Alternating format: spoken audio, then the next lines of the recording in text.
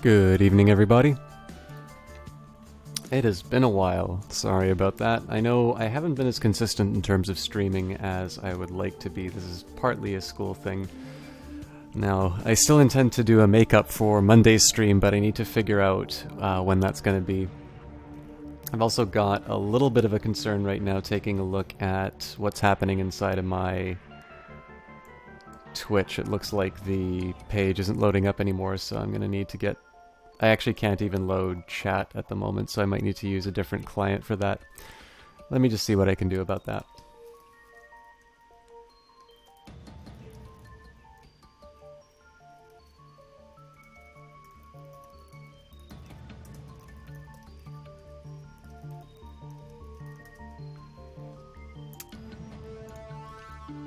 Unfortunately, it looks like my alerts are down tonight, so I'm going to have to do it the old-fashioned way and keep my email open. Okay. Looks like sound isn't working, but the break scene...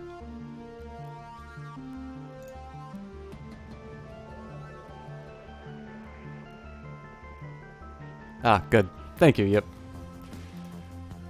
I think what I might do then, depending on... I'm going to give this one last try on the Twitch site.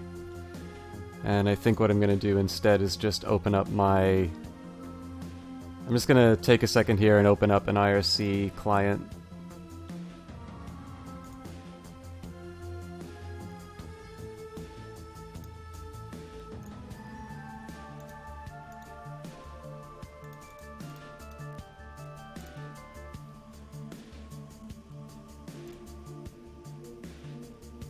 Hope you all enjoy the opening title music for Shadowrun Dragonfall, because I can't read a word any of you are saying.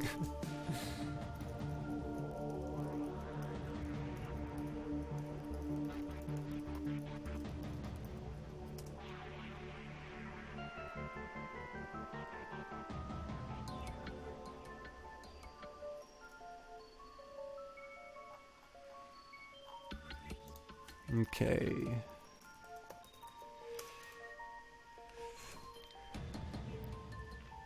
So what I'm just going to do here is take a minute to go to the Twitch website and see... There's a way that you can log in, but it occurred to me that the password has changed, as I'm sure it changed for many of you.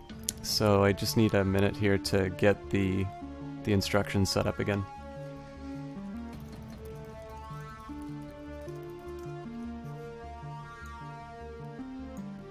I could also try resetting my browser, but I really don't want to...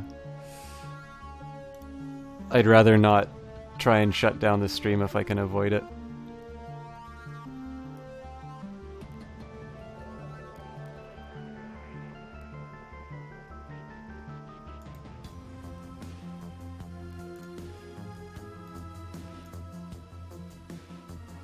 Thank you, Yip, by the way, for being my eyes and ears in this channel while I'm struggling with technical problems.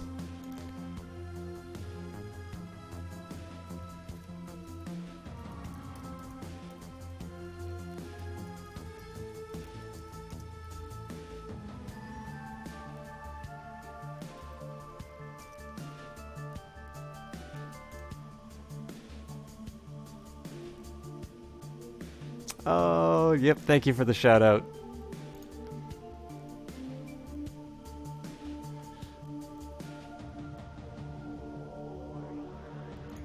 Okay.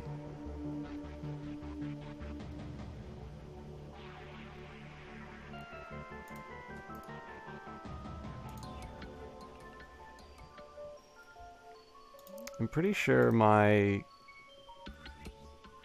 password hasn't changed for this. Let's just double check.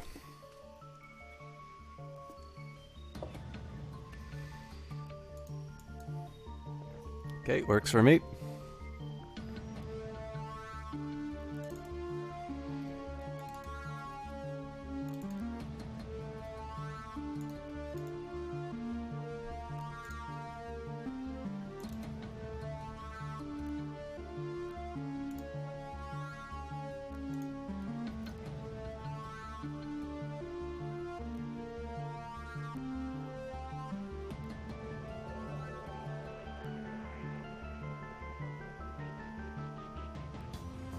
Alright, so for whatever reason, either it's connecting me and it's not...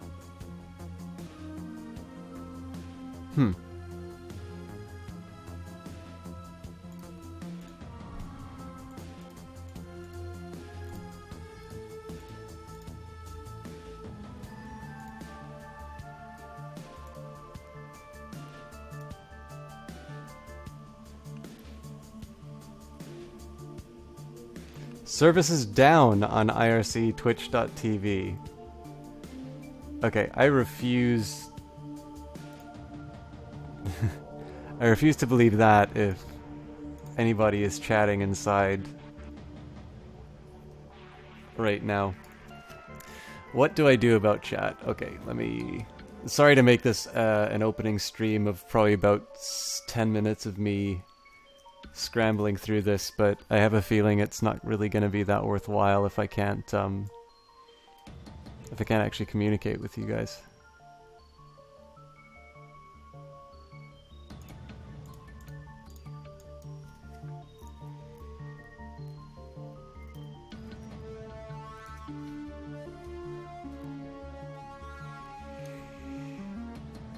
Okay, I think I have a plan B. I'm just gonna go away from the keyboard for a second here and get a tablet.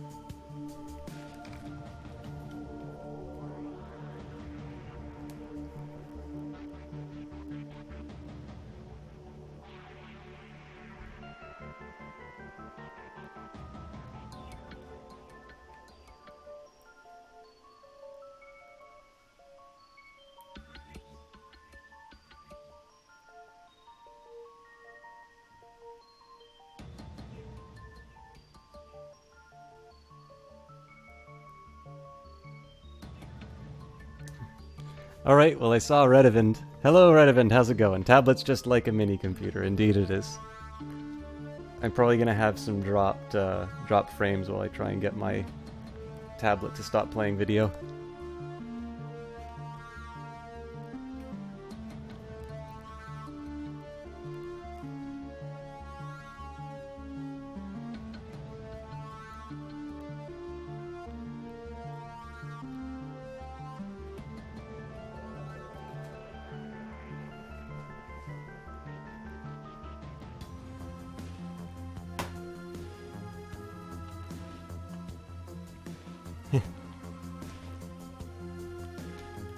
Yes, I can see. The only problem is that it looks like Twitch has updated this app, and I don't see an option to...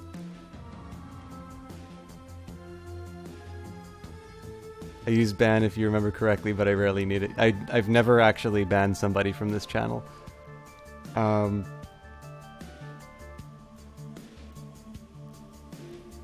I'm... Oh, here we go. Beautiful.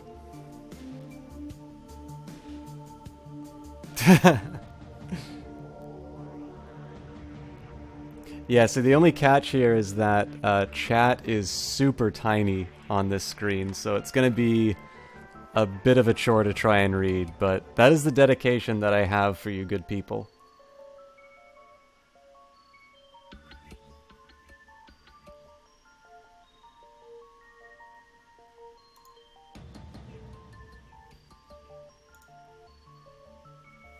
Who else do we have in chat tonight? Redovan, yep. Joe Football, I don't believe I've seen you here before. Sorry for the rough start. The Crates Bazaar. Memories of the explosion that toppled the Az Technology facility deep keep you company as you ride back to the Crates Bazaar. You barely managed to outrun the blast. Now the facility lies buried under thousands of kilograms of twisted rebar and reinforced concrete. No doubt a considerable blow to Az Technology's activities here in Berlin. Mission successful. It's time to get paid.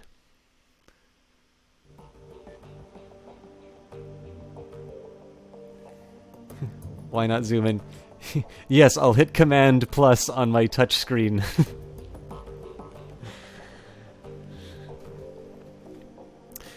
Well, maybe it's good to do a little bit of a recap in terms of the story here, because I know it's been a long time since I've streamed this game. Not for any dislike of it. I actually think it's really good. But there's just been so much stuff to play. Like, I want to get back to Sunless Sea. I haven't done the Darkest Dungeon in a long time. I hope that was working for you, by the way. What else were we planning on doing? Obviously, we're actually getting near to the end of the Crusader Kings run, which I'm not looking forward to in the sense of, seeing it finish. But it's going to be exciting to see what the world looks like once the House of Roses is done with it.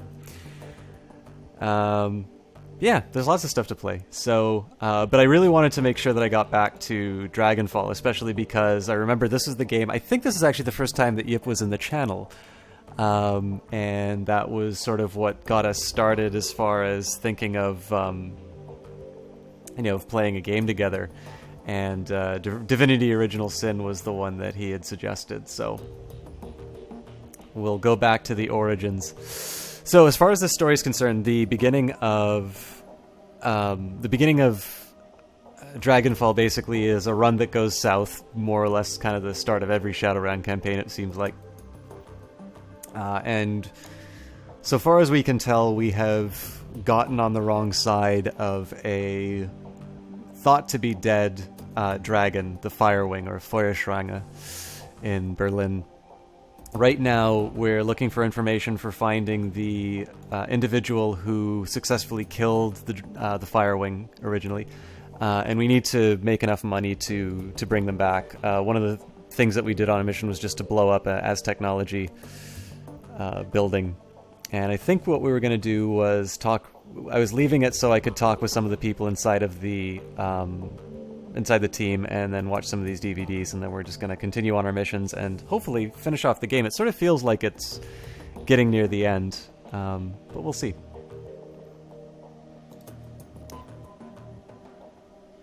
Greetings, Minerva. Amstel peers at you through a battered old pair of wire-rimmed glasses. There's something gentle about the man, with his silver hair and tweed jacket. He looks more like an aging art history professor than he does like a criminal go-between. Is there something I can do for you?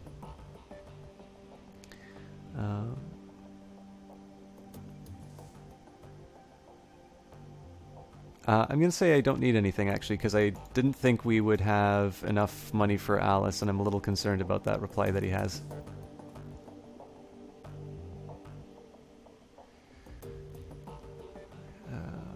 Check the status of the Alice Fund. Oh, okay, we do actually have enough money. So, let's go back. Okay, so we won't talk to Paul because he is our fixer. I'm going to do all the missions that I can in the area, and then I'll worry about... then I'm going to worry about any other, storyline mission stuff. So, Glory's by far had the most interesting story so far. Oh, we've got a job to prepare for Minerva. I don't have any more time to talk. Hit me up after the run if you'd like, but for now I need some space. Oh, I remember. I agreed to go on a solo mission with Iger.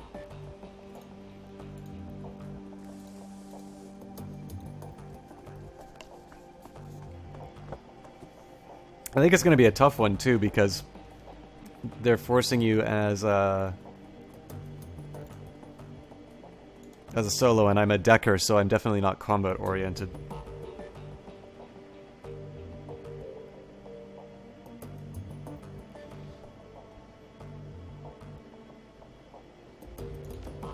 Oh no, it wasn't Iger, it was Glory. I think we're going to kill the guy who made her deal with the devil, actually. I'm really looking forward to this mission.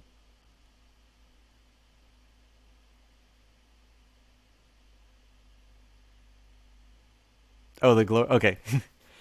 Good to know, Joe Football. There's actually one mission that I did.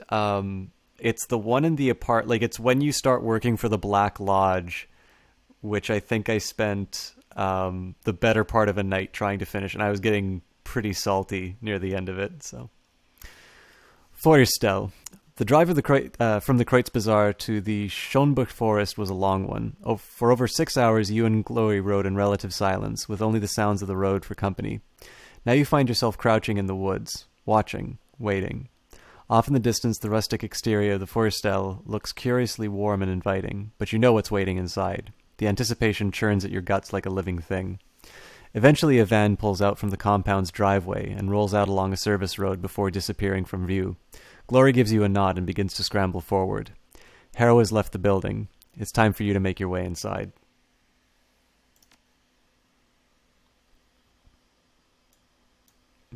Okay.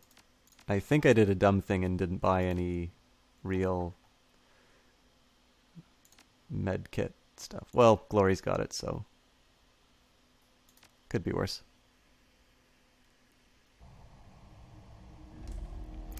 The weathered edifice of the Feuerstel looms above you, dark and sinister in the chill night air. Despite the horrifying stories that Glory told you about this place, something about it feels strangely comforting. In the back of your mind, insidious voices whisper that you could stay here forever. Do you feel it? The lure of this place? Glory gestures with a limb of chrome and steel. When I was a kid, when I was whole, the pull was irresistible. Yeah, I feel it, but that doesn't change what we have to do. No. No, it doesn't. She looks at you and her eyes are dark. When she speaks again, her voice quiet, but steady. You're going to see terrible things in this place, Minerva. Feuerstel exists to prey on the young, and we're going to have to come face to face with that. Are you sure that you're prepared for this? Don't worry about me, I'm solid. She studies your face for a moment longer, then looks away. Good. You want to compare notes? Make sure that we're both on the same page?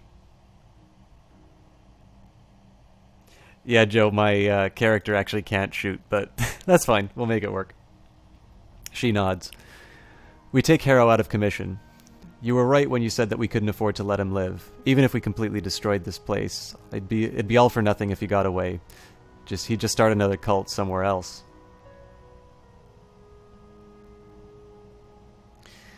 This is your run, Glory. I'm just here to help you see you through. What do we do first? We make our way inside and take out the shrine that Harrow uses as his power focus. We can't touch him while that thing is standing, but after we bring it down, he'll be vulnerable. Tell me more about this shrine. It's a lump of rock about as tall as I am, inscribed with runes and encrusted with bone. The shrine's power comes from an entity that Harrow bound to the stone. Something very old and very dangerous, a toxic spirit. In many ways, it is the heart of this place.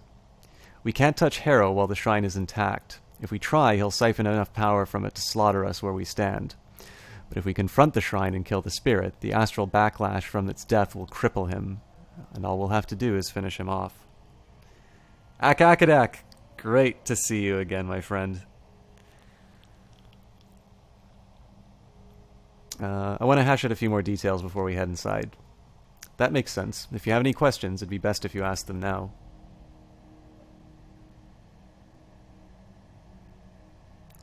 So we make our way to the shrine and then what? Take it out with explosives? Breaking the rock won't work. We'll have to take on the spirit directly, track it to where it lives, and kill it. She pats a satchel that hangs from her shoulder. I brought what we'll need to do that. I can't tell you exactly how this is going to go down, Minerva. The spirit itself will have a good deal of control over that. But you'd better prepare yourself, because I think that this is going to be one hell of a fight. What about the other cultists? We'll save any that we can, but the energy released when the spirit dies will hurt them too. Anyone whose mind is touched will take a hit. Doesn't that mean the backlash will hit us too? You've only just arrived. The spirit hasn't had a chance to worm its way into your aura yet. You might black out for a minute or two, but otherwise you should be fine. As for me, Well, like I said, this place can't touch me anymore. Sounds like this is our best shot, then. Sir Wedgie! Great to see you again. So, Joe, I know my quality is a little bit bad as far as dropping frames. If anybody else could just tell me in terms of how the stream is doing, whether it's worse than usual. I know I've had some problems on the last couple of streams, but it looked like my dropping sort of leveled out.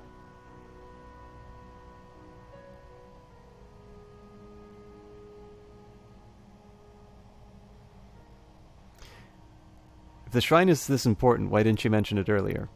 When I lived here, Harrow barely used the thing. To be honest, I think he was afraid of it.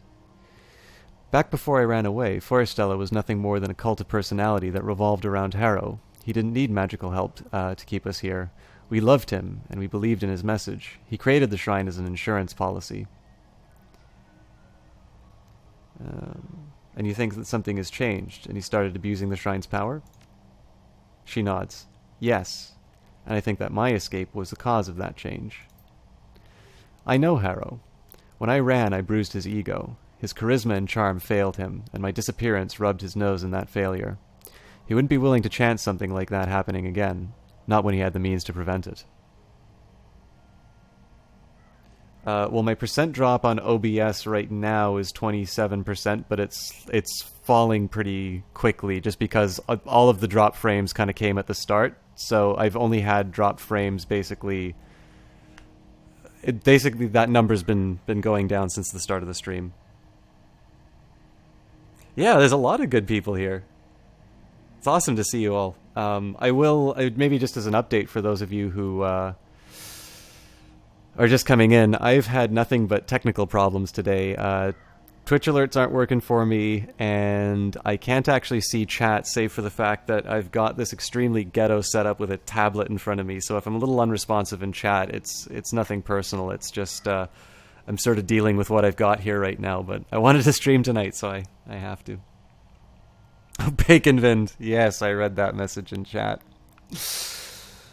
Good on you, my friend. Although, I will admit, as much as, I think bacon's tasty and all, but I don't quite get the internet's obsession with bacon. I guess that makes me uncool.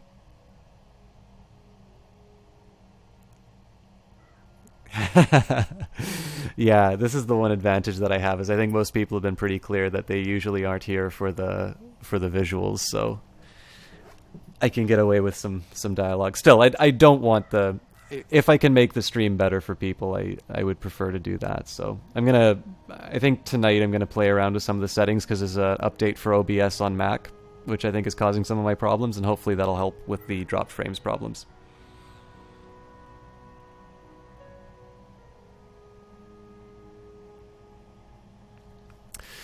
All right. So the cultists here, they're like puppets? The shrine controls them? Not exactly, it's more insidious than that. I think the shrine's influence was a drug. It lowers your inhibitions, makes you compliant. If you were to stay here for a couple of days, you'd fall in love with this place, and you wouldn't even know why. All of Harrow's bullshit would start to make sense. You'd be happy. In essence, all of the cultists here are addicted to this place. That makes them a threat, yes, but it also makes them victims. I think I know everything that I need to know. Let's get moving. She nods and the razors flick out of her fingertips. I'm with you. Let's do it.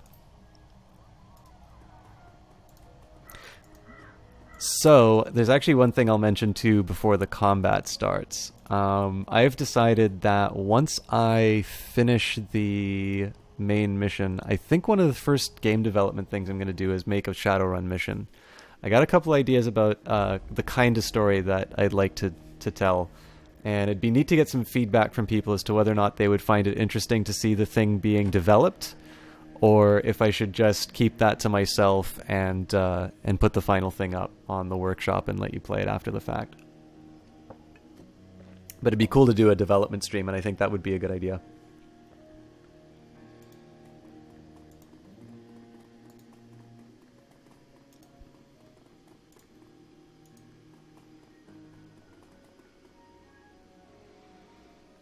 The doorway shimmers with a faint red light. As you approach the door, you can feel a squirming sensation in the back of your skull. Your limbs begin to tingle, then feel heavy. The closer that you get to the doorway, the more of a struggle it is to continue moving forward. It feels as though the strength is being siphoned from your body. Step back. As you step away from the door, the crawling sensation gradually recedes. A moment later, the strength returns to your limbs.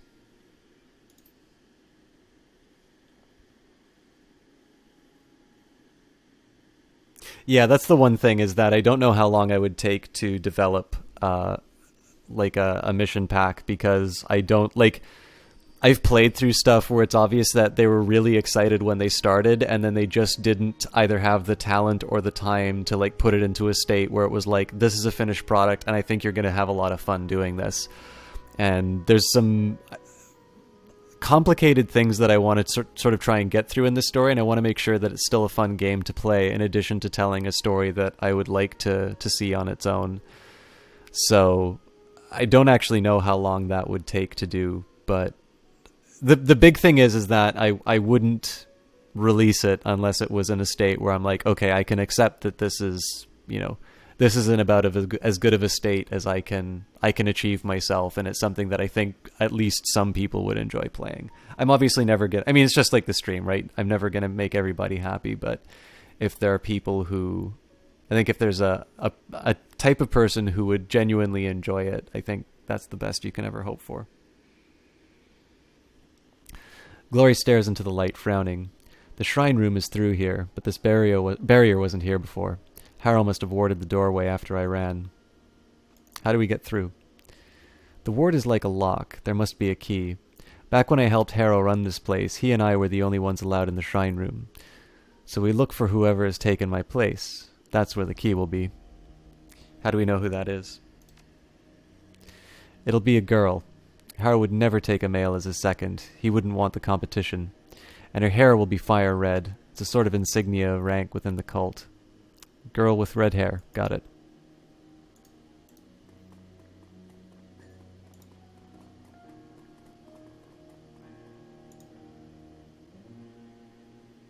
You can hear a distant murmuring sound coming from inside the room. Voices. 3, maybe 4 people talking amongst themselves. You can't make out what they're saying, but one of the voices sounds desperate. You've heard this tone before. It's the sound of a man pleading for his life. We should keep moving. Whatever's going on in there, we don't want to get involved.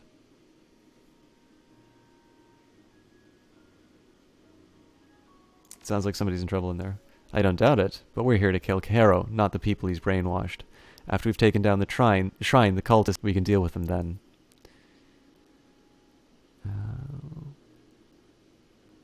Yeah, I'll back down.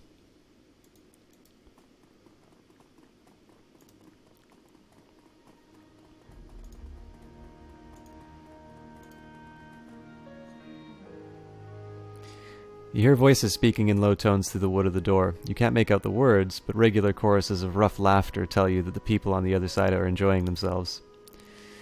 Those voices belong to Harrow's acolytes. They'll have some magical training, and they like hurting people. You open that door, we're gonna have a fight on our hands. We're looking for a key to get past that warded door. Could the girl who has it be in there? There's a pause before she responds. Yes, it's a definite possibility. When I was Harrow's second, I practically lived in that room. What is it, a dorm or lounge or something? Her mouth tightens. Yes, you could call it that. Special place for Harrow's inner circle, the acolytes, and the bait girls, and Harrow's wives. Marta and I used to spend a lot of time in there. We're going in, be ready.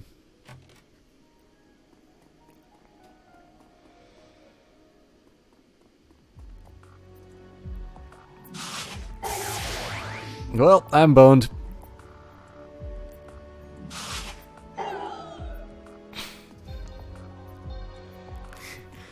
Yeah, so basically got wiped out on the start of the mission.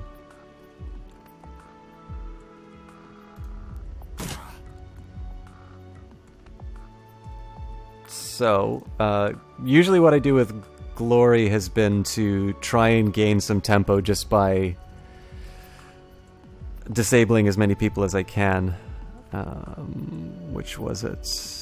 Yeah, the AP damage attack. And she misses.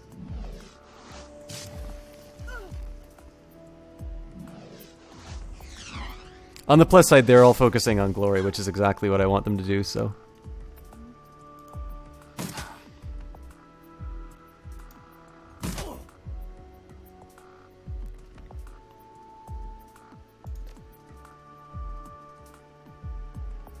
I'm actually okay with this guy, so let's take advantage of this fella. The ideal situation is that I'm able to do some AP damage on targets precisely because my main character is quite weak. But in this case, because everybody's out in the open, she can be somewhat more useful than in the normal fights.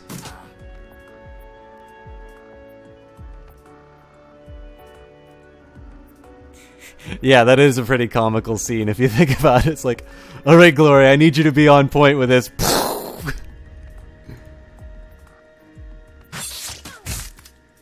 There you go, that's exactly what I'm looking for here, which is somebody basically not able to respond.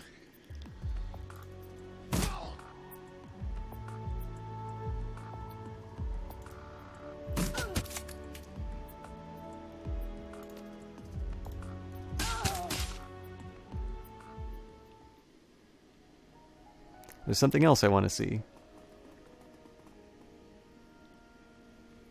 Hanging against the wall, you find a grainy photograph that has been mounted to a wood panel. The wood looks like it was recovered from a construction site. It's rough, splintery stuff. There are a few nails jutting out of it at odd angles. The photo depicts a pair of teenage girls in ratty clothes posing against a forested backdrop. The two are entwined in a loving embrace. One is leaning into a plant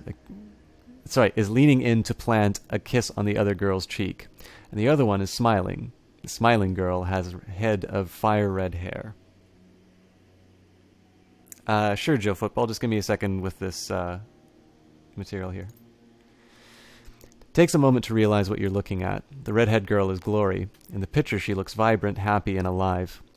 You don't recognize the other girl's face, but from what Glory has told you from her past, you'd guess that it was probably Marta. Glory stares at the photo. Her face is devoid of expression. After a moment, she closes her eyes. Happier times, huh? I used to think so. This place, these people, I loved them so much. Her hands bunch into fists. What a goddamn fool I was. A glint of light catches something small and delicate hanging from one of the nails in the wood. Leaning in, you can see the object clearly. A thin ring made of braided silver wires. Glory, know anything about this ring? Marta gave it to me on that day this photo was taken. She said it was made. She said that she made it for me. I left it behind when I left this place behind. Maybe Marta still has feelings for you. Stranger things have happened. She stares at you. Haven't you been paying attention? Marta never cared about me. She was bait. It was her job to lure me here. Me and 100 other kids like me. The ring probably doesn't mean anything. Then why did she keep it? I don't know. She stares at the ring for a long moment, then snatches it from the picture frame. She tucks it away into her satchel. It was mine, so I'm taking it. Now let's get moving.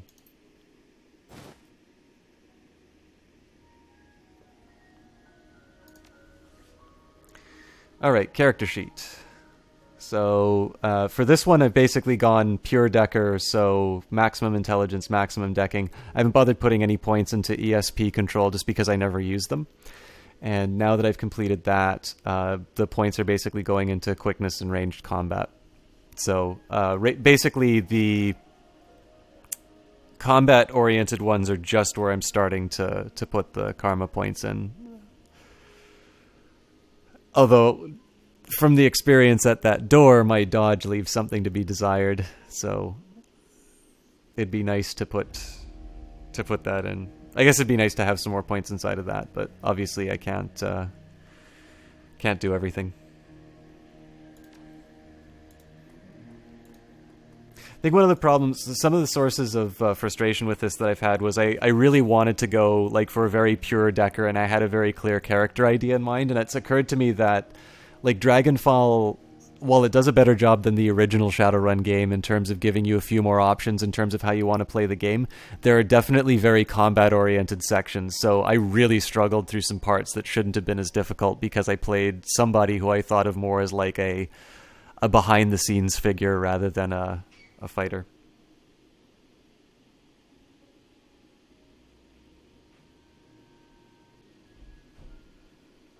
Yeah, Joe, it's. I will absolutely say it's a suboptimal build for this playthrough. It was I did the stupid thing that I do during computer RPGs, as I played with a character in mind rather than stats in mind. But I agree with you completely. A dirty and torn shirt lies discarded on the ground. The fabric is splattered with blood. Glory stares down at it, unblinking. An initiate must have worn that in here. It's way too small for an acolyte. Her voice is soft and sad. Maybe he did something to offend Harrow. Or maybe it's a member of the inner circle was in the mood for sport. It doesn't matter either way. She looks away. The owner of this shirt doesn't need it anymore.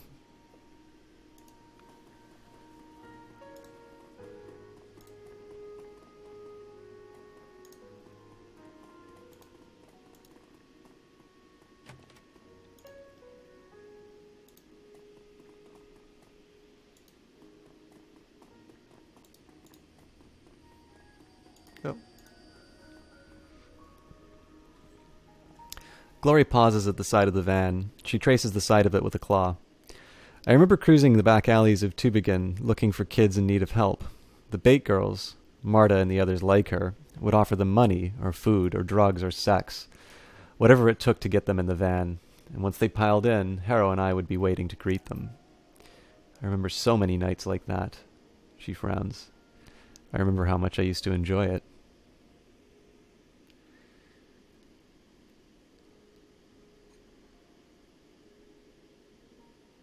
Coming back here shows integrity, Glory. Most runners that I know wouldn't have done what you're doing tonight. Left to my own devices, I probably wouldn't have. You pushed me to do this, to find some semblance of redemption. I owe you for that. Don't thank me until we're safely back in the Kreutz Bazaar. We don't know how this thing is going to turn out. She nods. That's probably wise. We have a long way to go. Speaking of which, we should keep moving.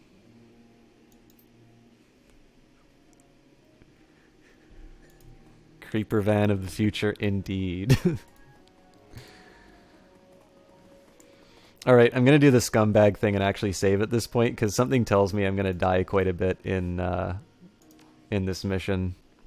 And I'd rather not have to start from the very beginning each time. Now, I mean, I wouldn't necessarily mind a different start on this one, because using up my trauma kit right away is not an optimal start, but... This is the Initiate's dormitory. The new arrivals are brought here. There's still hope for these kids, Minerva. Harrow hasn't had a chance to ruin them yet.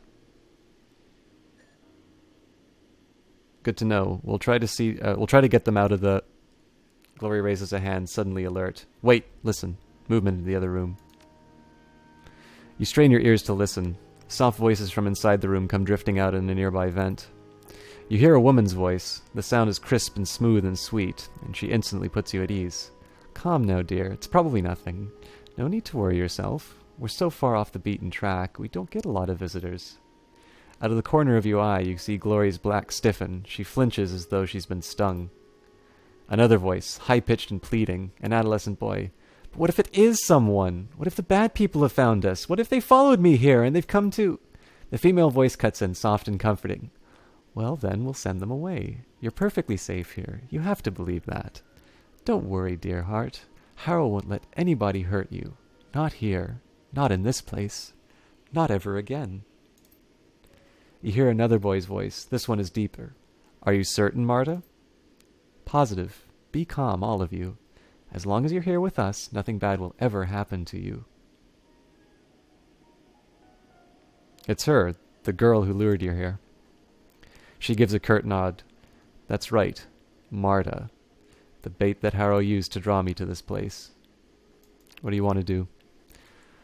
Glory pauses, grits her teeth. Finally she spits out an answer. If she's still here, she'll be Harrow's number one, my old position. He had his way with all of us, but he was always sweet on Marta. That means she'll have the key to the shrine room.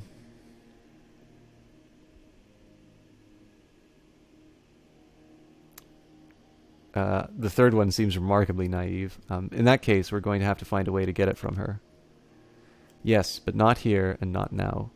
Those kids in there, they'd all die for her. They already love her. That's what she does. We can't risk confronting her in that room. If the situation turns ugly, and any one of those kids will happily eat a bullet for her, and that's not what I came here to do.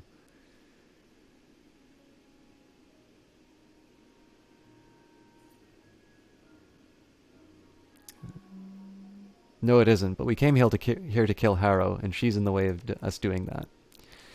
Yes, she is, but we will deal with her later. I won't hurt any more kids voluntarily. Marta's voice floats back through the vent. Hush now, boys, and get some rest. You've got a big day tomorrow. The biggest day of your lives. You get to meet Harrow. I promise you, after you speak with him, you'll see the whole world in a different way. A better way. The adolescent voice trembles out of response. All right, Marta. Have a good night. A lovely musical laugh pours through the vents. You too, dear heart. All of you. You hear the distant sound of a door sliding shut. Glory takes a deep breath and then releases it. The coast is clear. We can handle the initiates. They're just a bunch of scared kids. Without Marta there to egg them on, they won't try anything. No time like the present.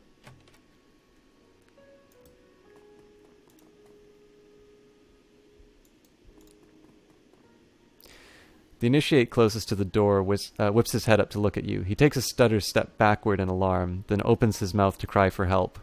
You don't want to do that. Glory looks deep into the initiate's eyes, transfixing him. We're not here to hurt you.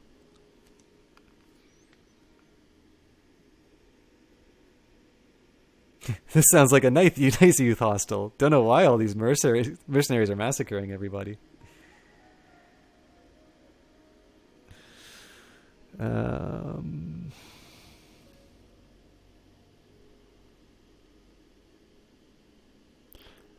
Don't necessarily. So, like, if we're friends of Harrow's, don't bother calling Marta out here. We're just gonna have a word with her. I mean, street kids are smarter than that. But it's like, do you really think you can get to that door before I get to... Yeah, okay, you know what? Intimidation's the way to go. The male initiate eyes you nervously. His gaze lifts to Glory, then falls to her cyber limbs. He swallows. No. Please don't hurt us. Like I said, we don't want to hurt anybody. We're just here to have a word with Marta. Alone. You're not going to hurt her. No, of course not. We just want to talk. We're old friends. Yeah, okay, you do that. He takes a step back, then screws up his courage. You better be telling the truth. If anything happens to her... Don't worry, kid. Nobody's getting hurt tonight.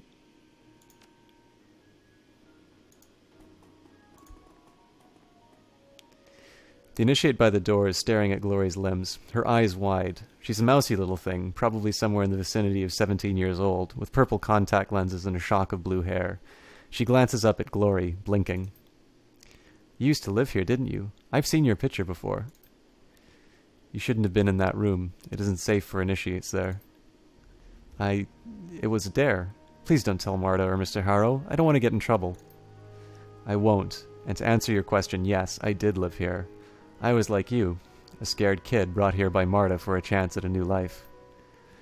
I like Marta. She's so nice. I always feel safe when I'm with her. Most adults aren't like that. They either don't notice you, or they do for the wrong reasons. But Marta, she cares about us. There's a long pause, and then the initiate looks up at you. Screwing up her courage, she speaks. Can I ask you a question? Go ahead, ask away. Well, I overheard Marta talking with Mr. Harrow yesterday. I think they were talking about meeting with him. The one that Marta was just telling us about, where we'll learn to see the world in a different way? Go on. Well, I couldn't really hear the whole conversation. It was all muffled. But what I could hear was kind of weird. Mr. Harrow said some stuff about a shrine, and then it sounded like he changed the subject because he started talking about dinner. Something about chopping up meat. Well, Marta got real upset. Said, they're too new, they're not ready, make the older ones do it, stuff like that. But then Mr. Harrow said some other things, and then she calmed down again. When she left, she was smiling. So I was wondering, do you know what they were talking about? I want to make sure that Marta is okay, but I can't ask her about it because I don't want her to find out that I was eavesdropping. I'm not sure, but I don't think they were talking about dinner, kid. She looks confused. No? But then what were they talking about? Glory cuts in. Her voice is gentle. I wouldn't worry about it, sweetie. Make sure that Marta's okay. Street figures are in fact dumb, apparently. Alright, but don't tell her I told you, please? Don't worry, we won't. How long have you been here, by the way? Almost a week. She shuffles her feet. Eventually she looks up with a small smile. It's wonderful. Of course it is. So much nicer than living out on the street, isn't it? Glory's face is kind, but her tone is one of indelicate sorrow. You be good, sweetie. Don't you worry. We'll take care of Marta. Girl smiles sheepishly and steps back. As you pass by her on your way out the door, Glory shoots you a sidelong glance. I don't know for certain what Harrow has planned for those kids, but I know one thing. Whatever it is, we aren't going to let it happen. Agreed. And again, I scum save because as much as I like reading to all of you... Oh no, I can't! Alright. Here goes nothing. Marta is just on the other side of this door. However this goes, we're going to have to move quickly afterwards. If she dies, Harrow will know it, and I don't trust her to keep her mouth shut if she lives. So we take the key to the shrine room, break through the ward, and confront the spirit. Are we clear on that? We'll actually come back to this then. Alright, but we shouldn't take too much time. We need to get that key before Harrow returns. Now, I mean, realistically, this is a remarkably stupid thing to do. Any one of these kids starts knocking on that door. But I actually want to see the rest of this level before the combat starts.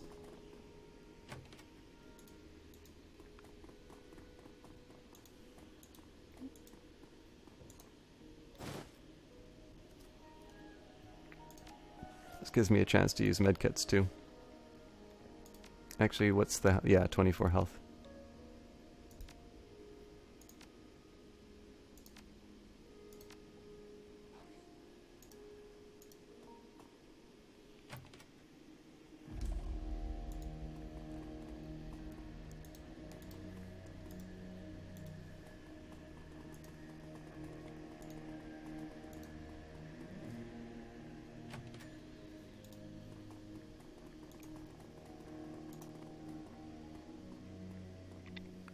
As you open the refrigerator door, a whiff of ammonia sticks in your nostrils. Watery light glints off the door's polished interior.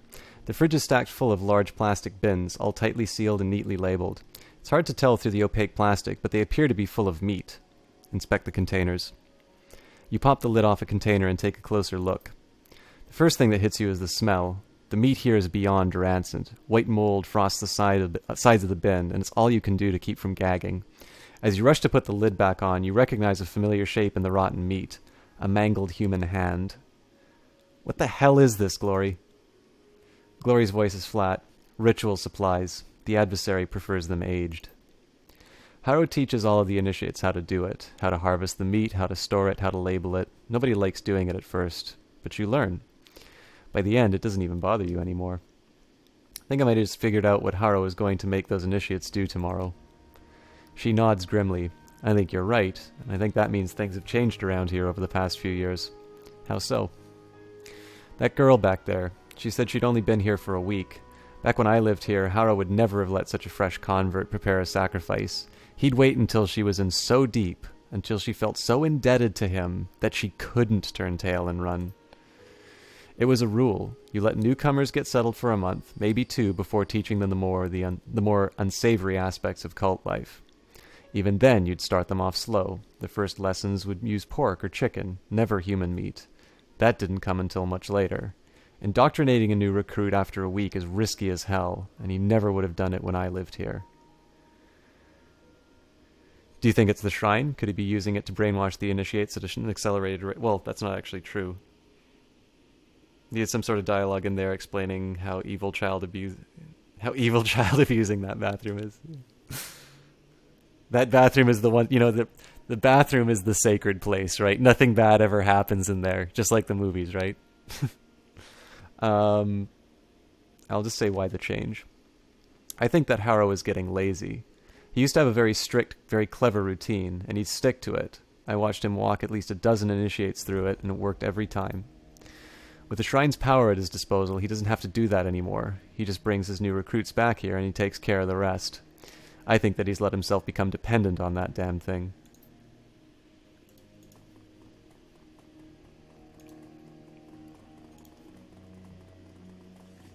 Can I save yet? No.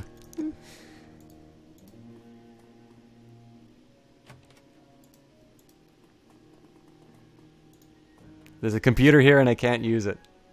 My life is over. An ostentatiously large tome sits cradled on this pedestal. The paper is robust and fibrous, and the binding has been expertly stitched. A steel plate running along the book's spine anchors it to the pedestal. Glory stares down at it, frowning. Harrow's manifesto. The handcrafted line of bullshit that he feeds to his initiates. We all ate it up with a smile and came away convinced that he was a genius. She leaves through the pages with an articulated finger. Looks like he's expanded it over the last few years. It's at least twice as thick as when I lived here. Maybe there's something in here that we can use. I wouldn't want to hang around long enough to find out. This is Harrow's personal library. He used to experiment in here. There were dangerous things here, Minerva. Sick things. I was never allowed in this room without Harrow. Nobody was. He said it was for our safety, and I think he was telling the truth. She pauses. I feel uneasy being in here. I don't want to stay any longer than I have to.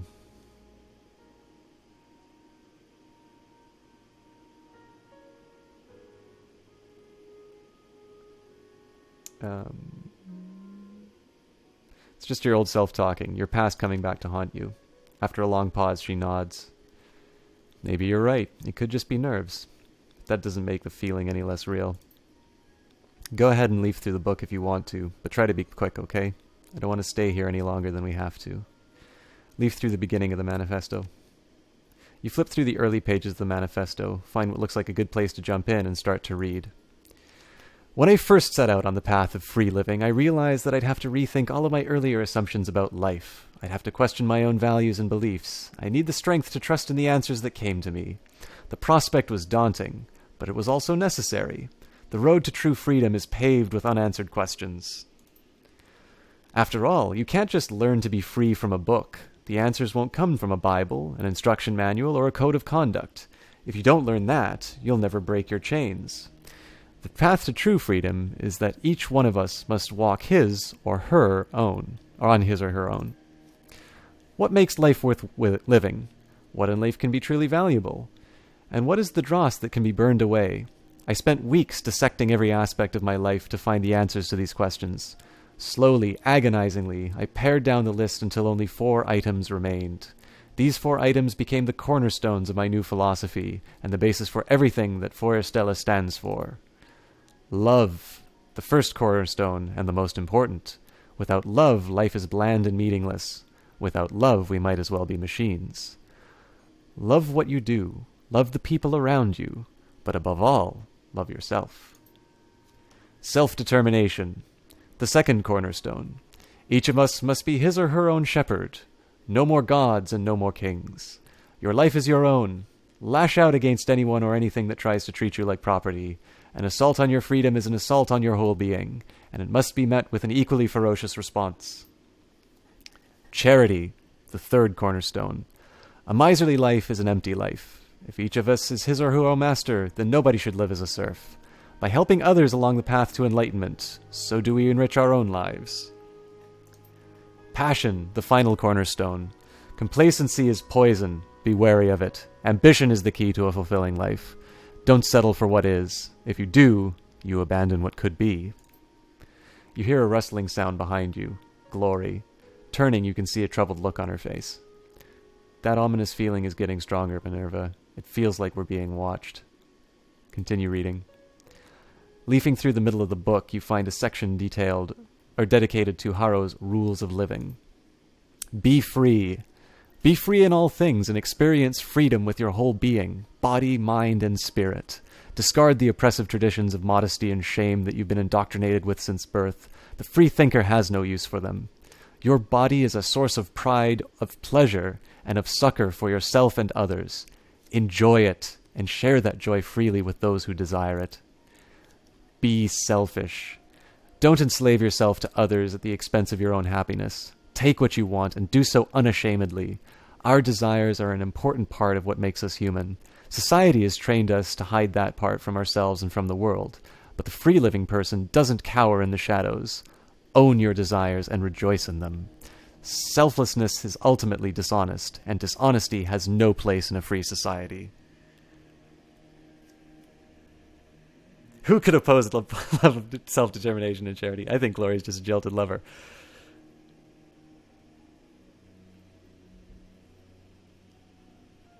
Well, Ak, maybe you should join Harrow's cult. I mean, I'm beginning to side with him. Show reverence. The free-living person understands that the only true governance in this world is the law of nature, and that in nature there is a hierarchy. The rabbit doesn't question the wolf. The mouse must not wonder why it must run from the cat. They do because they must. Their survival depends on it. As it is in nature, so it is at the Forestella. Know your place in the food chain, and understand the mechanisms by which you can better yourself. After all, is a man not entitled to the sweat of his own brow, my friends? Let me ask you this question. You leaf forward that there are at least 20 more pages worth of rules. Each is worded vaguely enough to have multiple interpretations. You hear another rustling sound, Glory moving from behind you. She stares down at the rules of living, a look of disgust on her face.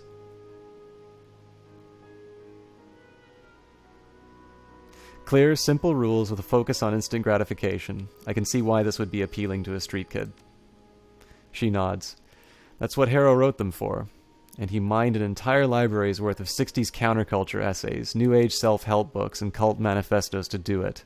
There isn't a single original idea in this thing.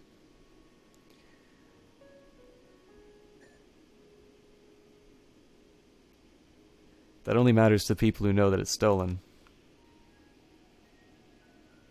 You need a new cult for the weekends? Glory freezes up, her shoulders hunch and her eyes narrow.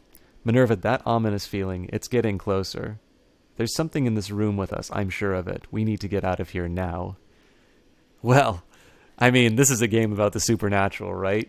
Let's continue reading. You keep an eye out. I have to finish this. There might be something here that we need.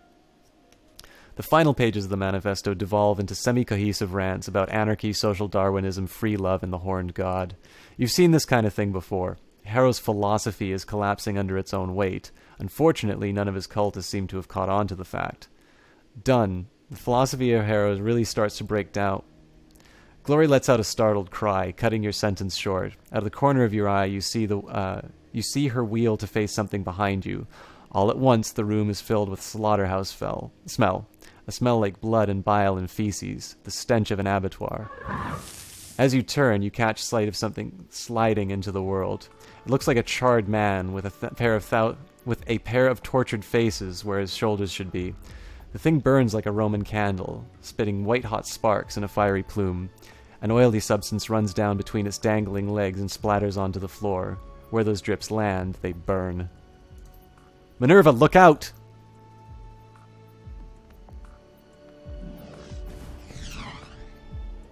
Would someone in 2054 really know anything about the 1960s? Well, I mean, one thing that's not often appreciated about the 60s is how much counterculture sort of informed a lot of tech work. So, like, if you think about a lot of cryptography that was developed, it's done by a bunch of hippies. And, of course, Steve Jobs, Apple, obviously, a pretty big connection there. So, I mean, this is something that I don't actually think is lost on a lot of people who are practicing in IT. So I would think, actually, that that's something that could potentially be preserved a little bit better than maybe some of the other things, right? If the people who are ultimately designing the systems through which you preserve information are the ones who've been shaped by that kind of thinking, I actually think it might. But I don't know. I mean, I could just be talking nonsense. Well, that's a good start. As always, we try and get some AP damage in first. You had one job, Glory.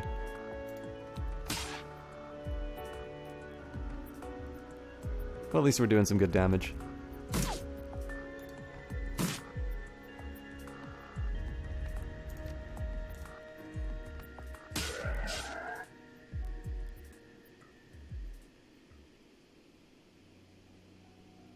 Nice to see what happens if you're irresponsible on this mission. Yeah. The body of the thing that attacked you begins to dissolve at the moment of death. As you watch this, its tissues break down into a growing slick of bubbling pitch and rendered fat. What the hell was that? Apparently, Ak, my character, is asking the same question as you. Hey, Maticus Ray, how's it going? Something from another place. Glory stares at the remains of the creature, now a dark stain on the library's floorboards. Like I said outside, the boundaries between the physical world and astral space are weak here. Things can come through. She never said that at all.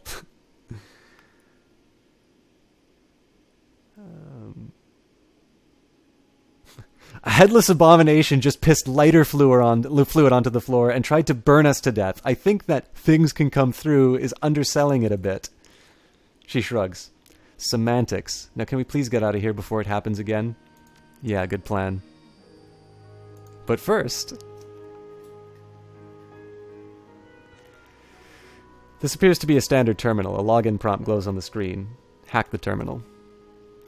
It looks as though this terminal is used exclusively for financial transactions. After a bit of digging, you find a list of payoffs to local law enforcement. Paid by Harrow, no doubt, to ensure the police look the other way.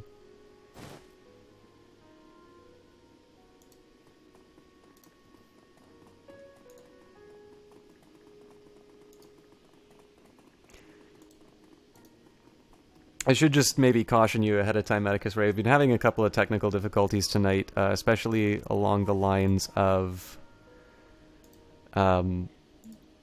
notifications not working, and then it seemed like we were dropping frames a little bit before, but I've probably shed about 10% of drop frames now, so I don't know if that's still a problem. So chief among them, though, is I'm currently looking at chat on a tablet, so if I'm a little unresponsive tonight, that's definitely nothing personal. It's just the constraints that I'm dealing with. Agonized screams pour out from under the door. Whatever the cultists are doing to their captive, they're taking their time doing it.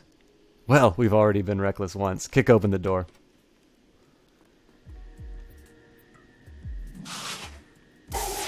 Damn it, not again!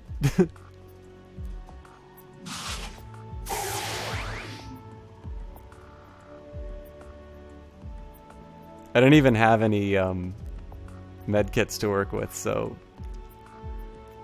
I'm gonna go around the corner and I'll get Glory to patch me up first, and then we'll start breaking things.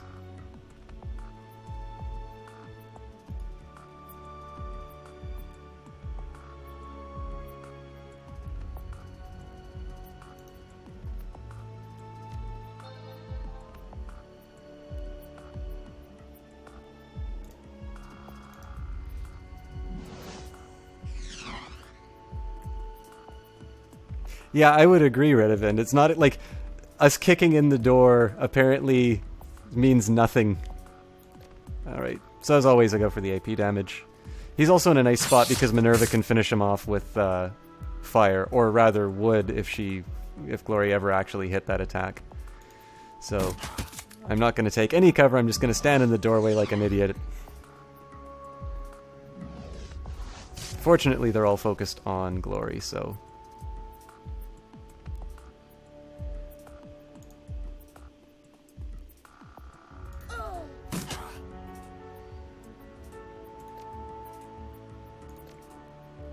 This time I'm going to go for the person undercover. And it's mostly just because Glory's going to do Minerva's going to do her maximum damage to people who are in the open. So again, in this case, I'm going to switch to the Acolyte here, just because, again, the hit is so terrible, and the damage isn't that much when she does do it. So going for the AP hit on this guy. And then I think we'll just do a regular attack. I don't think she'll bleed out. Yeah, not quite enough, but if I'm lucky, Minerva will be able to get a good shot off.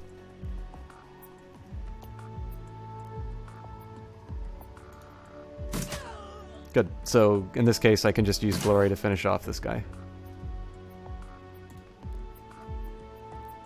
I probably should have used the armor damaging shot, but I don't think it'll matter.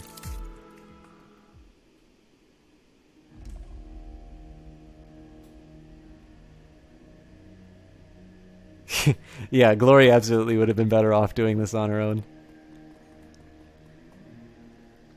Glory stares at the old Trivid player. When she speaks, her voice is flat. It's unbelievable how little things have changed. I remember stealing this for Harrow. The owner, well, he didn't need it anymore. I remember how proud Harrow was, how loved I felt. He was using you just like he uses everyone else. You said so yourself. Of course he was, but he couldn't have done it if I hadn't allowed myself to be used. She turns away from the Trivid player and stalks past you. Let's keep moving. But first... You step towards a park ranger. His eyes are wide, and they move from you to Glory to the scene of carnage in the room. It takes you a moment to realize Glory isn't following you. You tune to find her standing in place, staring at the bodies of the slaughtered acolytes. Her expression is unreadable. It had to be done, Glory. They would have killed him. Back when I lived here, I would have too. She looks away. All that we've done is trade 2 innocent lives for 1. I said, you heard him, Glory, he has kids? Well, I don't know that, because they never actually said that. Blame Harrow for that, not me. After a long pause, she nods. Yeah. The ranger staggers forward, then collapses onto his knees. He's bleeding in a dozen places from long, shallow wounds. The blood pours from his body in sheets, pooling in a slick on the hardwood floor. I don't know who you are, but thank you. He grimaces and clasps a hand on his left forearm. Blood oozes from between his fingers. Those monsters were going to bleed me out. They took turns cutting me, carved up my arm like a holiday roast. Can you patch him up, Glory? She kneels behind him to inspect the damage. I can fix this. He'll need a trip to the hospital, but I can get him on his feet. Glory goes to work binding the park ranger's wounds. Within a few minutes, she's staunched the worst of the bleeding. Thank you. He struggles back to his feet. I think that I can make it out of here on my own. My truck isn't far from here. When you get to the hospital, people are going to have questions. What are you going to tell them? He stares at Glory for a moment, then his eyes lift to you. What do you want me to say?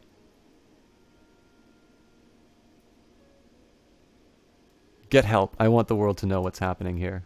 He nods. If that's what you want. He limps a few steps forward, then looks back at Glory.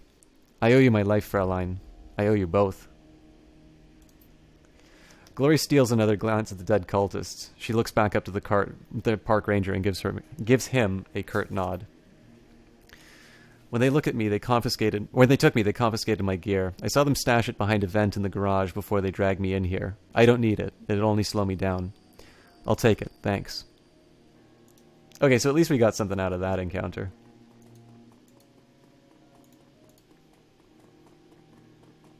But yeah, I'm basically running this exactly the way Glory doesn't want it to be run.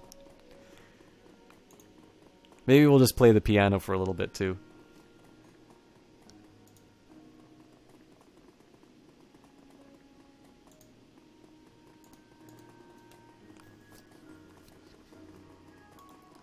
No?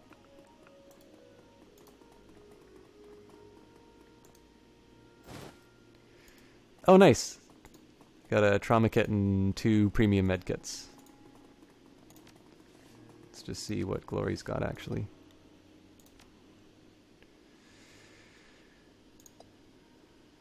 Yeah, so basically the same for both. Alright, so all of my bad decisions have been erased.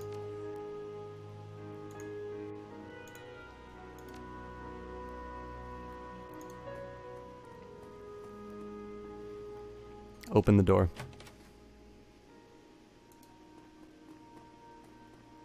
Roll for initiative, motherfucker.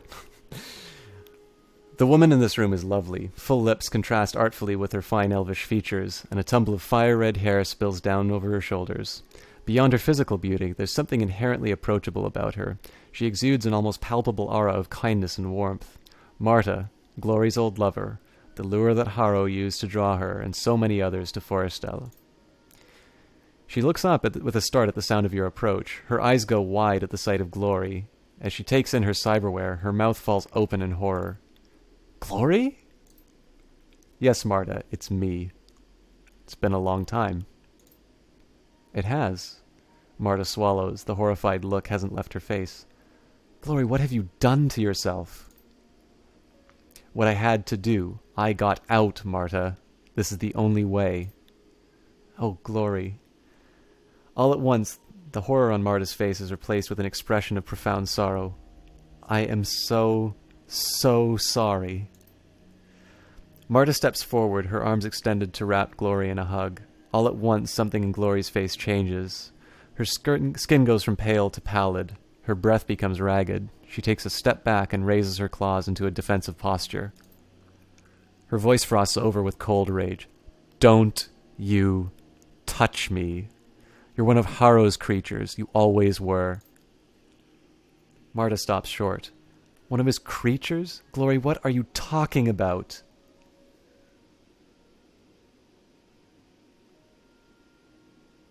You aren't fooling anyone. Glory's told me all about you, how you tricked her into coming here. She looks genuinely hurt. I didn't trick anyone. Harrow and I rescued her from a life on the street. A beautiful girl, homeless, penniless, living in the gutter. I pulled her away from all that. I saved her. You saved me? Saved me? If you'd left me where you found me, I never would have hurt anybody. My mother would still be alive. I never would have sold my soul to that abomination you all worship, and I wouldn't have had to sacrifice my own body to escape it. This place took everything from me, and it started with you. Please, Glory, please. Calm down. We'll talk this through. I still love you. The razors flick out of Glory's fingertips. Her lips curls into a snarl. Another lie. The last one that you'll ever tell. Ooh.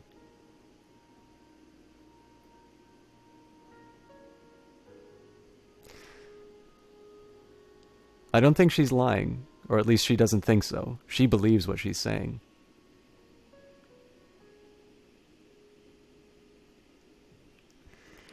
That's because it's true. I'll prove it to you. The words come stammering out of her. Her eyes are fixed on Glory's razors. Ask me anything you want. I'll show you that I'm telling the truth. I never ever wanted anything bad to happen to Glory. Not ever. She wails to face you. Why are you listening to her? She's telling you what you want to hear. That's her whole purpose here, remember? She's bait. Why should we listen to anything she has to say?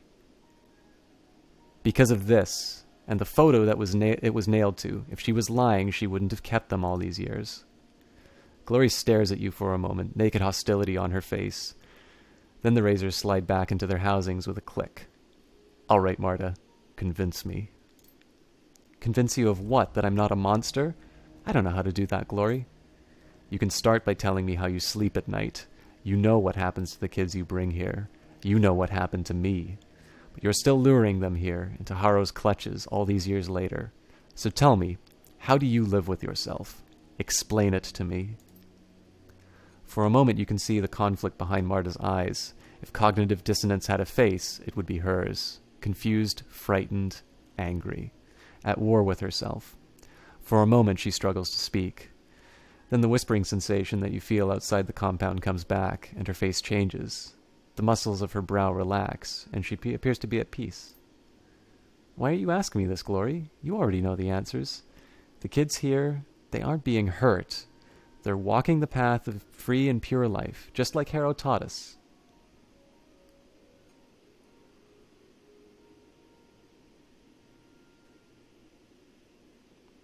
The shrine is whispering to her, Glory. I can feel it, too. She's blissed out, like you said. Marta continues, her joyful smile widening. Her voice is placid. Harrow is a great man, a prophet. True, sacrifices have to be made. But what he brings in return? It's so much love, Glory. You remember. Glory grits her teeth, but gives you a small nod. Yeah, you're right.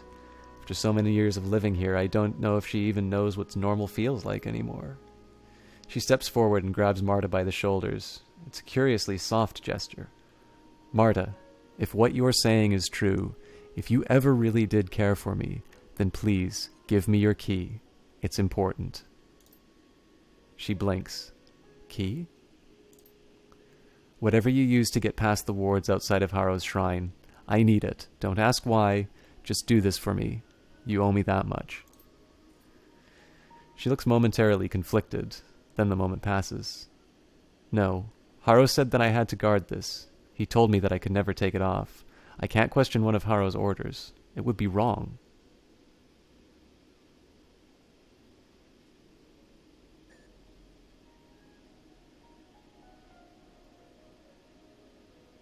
You questioned him about what he's planning on doing with those initiates back there. Was that wrong? That's different. She blinks. Then that whispering sound returns, soft and insistent, and the flicker of unease on her face is replaced with an easy smile. You wouldn't understand. Then maybe you could explain it to me. Maybe if you could answer my questions, I'll be able to see the light.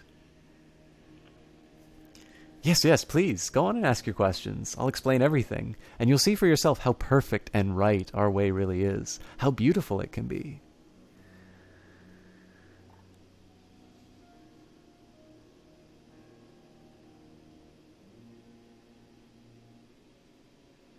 Glory said that you two spend a lot of time in the lounge when she lives back here.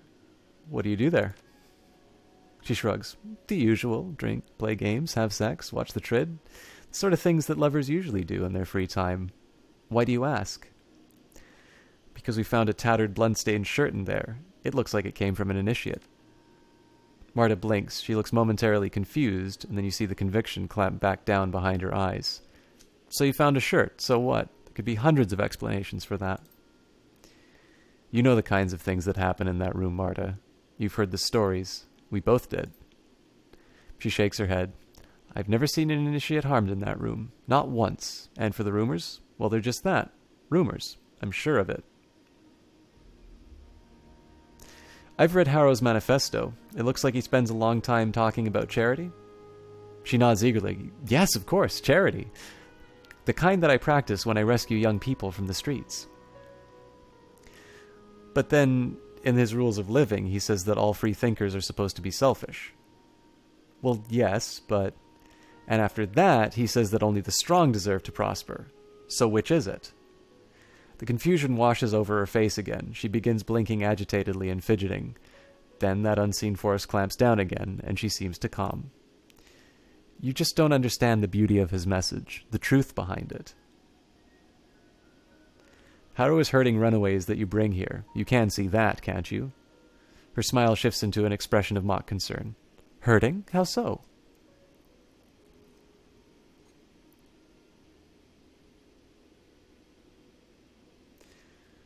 When Glory lived here, he had her kill a man for his Trivid player. How can that be right? Marta's forced smile falls. Her brow furrows, and suddenly she looks afraid. That was a long time ago, and that man, Harrow said that he had to die, but I don't remember why.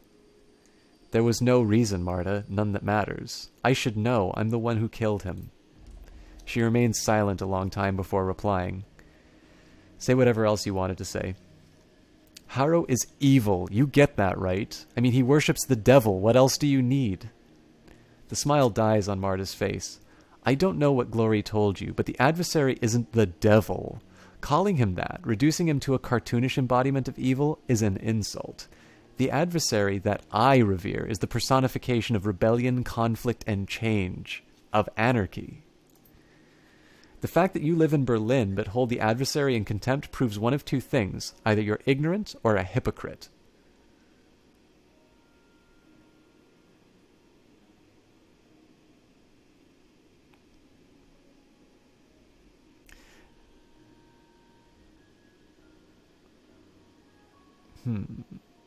Maybe the adversary isn't evil, but... No, you know what? Screw it. From what I've seen here tonight, Glory was right on the mark when she said the adversary was evil. If anyone here is ignorant, it's you. Her lips curl into a sneer. Harrow warned us about this kind of backward thinking, but I wasn't expecting to hear it from you. I'd always assumed you Shadowrunners were savvy enough to know good and evil don't exist. 9 times out of 10 I'd agree with you, but Marta, the adversary is a special case. Somewhere deep down you must know that. Marta sighs and her voice takes on a condescending tone. I don't have to believe anything that you tell me. You don't get to dictate my spiritual beliefs. The fact you're even trying is sad, Glory. I expected more from you. I'm done with this. If you want to go on slandering the idol I serve, do it somewhere else. As for you, you can either change the subject or you can get ready for a fight. I won't hear any more of your blasphemy. With that note, give us the amulet, Marta. It's the right thing to do. You feel the whispering again, and the look of confusion intensifies on Marta's face. I don't know what to do. What you say makes sense, but it feels wrong somehow. And I just can't... It isn't you, it's this place. It gets into your head. You took a lot more than this to wake me up to it. It took a lot more than this to wake me up to it. I don't know what to do. Slowly she fishes the amulet out from between her breasts. She holds it out with a trembling hand. Take it and go. Do what you need to do. Thank you, Marta. She holds her head clasped in both hands. A tortured expression has overtaken her face. Please, just go. That was surprisingly easy, actually. So yeah, Joe Football, if you're around, I'm getting away with murder on this one.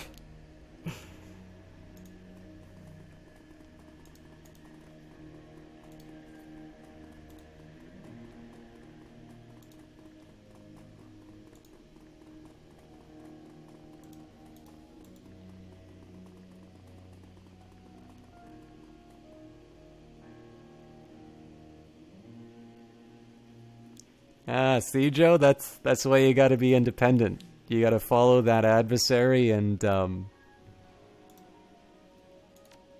not be bound by the rules of chrome-plated Shadowrunners.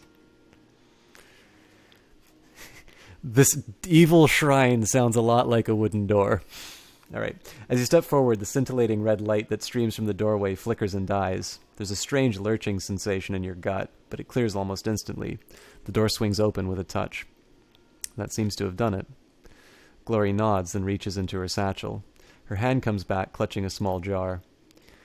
I'm going to put a smear of this on your forehead. It's sort of an alchemical balm. Her voice goes quiet.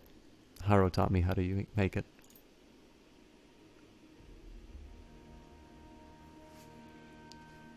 But it also took about 20 minutes less, so yeah. I'm not going to complain about having more stuff to read, though. She unscrews the cap from the jar, revealing a pale white ointment. The surface glitters strangely in the dim light. If you ever wondered where my share of the take from our jobs has gone, this is the answer. Powdered orichalcum isn't cheap. I'm sure that it isn't. Where did you even find a supplier? The talismonger, Algernon. He hooked me up with a contract of his in the Chorlik Oingreich Schwarzwald.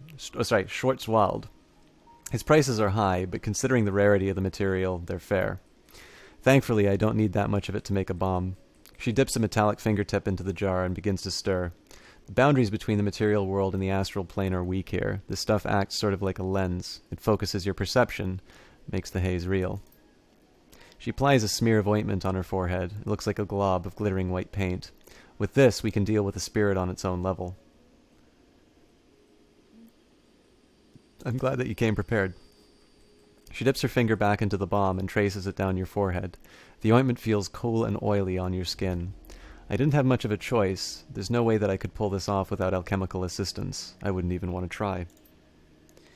She fishes in her bag a second time and pulls out a pair of silver necklaces. A rune-inscribed pendant dangles from each. This will protect your astral self from spiritual possession. Don't take it off while we're dealing with the shrine, whatever you do. Put on the pendant. Got it. Glory puts on her own pendant. The necklace glitters slightly against her pale skin. I don't know what's going to happen when we step into that room, Minerva. We're playing with forces outside of our control. Are you ready to do this? I've been waiting for this since we got here.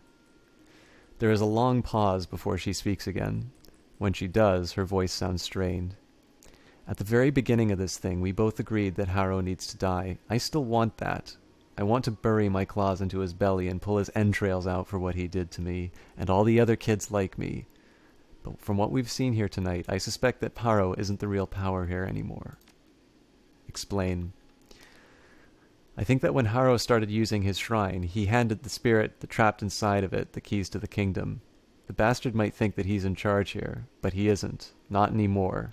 He's a servant, just like everybody else. The only difference is that he doesn't know it. What are you basing this on? What we saw with the initiate in the fridge, what we heard Marta say about the sacrifices. Lots of little things, but they add up. Alright, so is there any way we can deal with the shrine without hurting the cultists?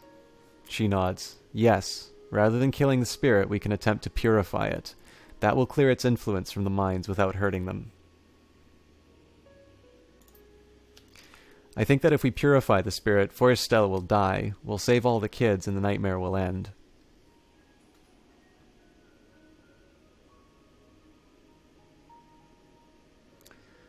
If we do that, Harrow will get away.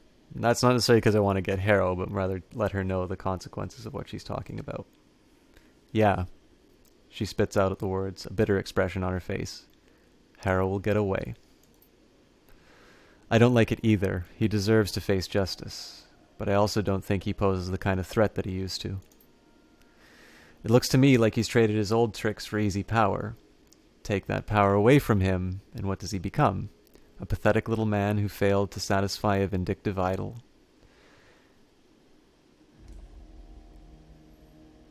Oh man, I don't want this to be my only dialogue option. It's a great theory, but that's all it is. We don't know for a fact that any of what you said is true.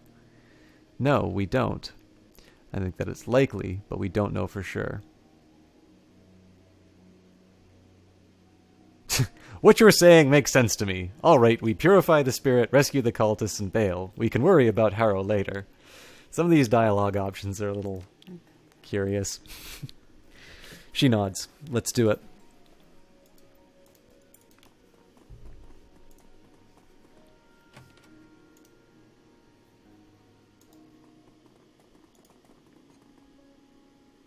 As you approach the shrine, a chorus of high, sibilant voices fills the air. The sound is light and airy, but something about it fills you with bone-deep dread.